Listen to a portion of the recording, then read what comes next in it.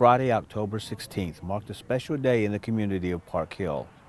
The Owen School Building, which has been a staple in the area for 2 centuries, was given a school bell donated by the Gormley family who live nearby. Students and their descendants came together to commemorate the historic building and its bell in a special ceremony. This school is named after Robert Latham Owen, who was the first of 2 senators elected for the new state of Oklahoma. He was a member of the Cherokee Nation. So, for all time, we have Owen School back in existence. Frankie Paris Heron is an alumni of the school and is happy that the event took place today.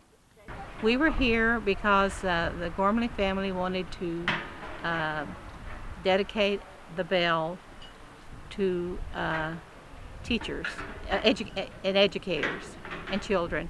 After the ceremony, those in attendance listened as the newly added but old school bell rang once again.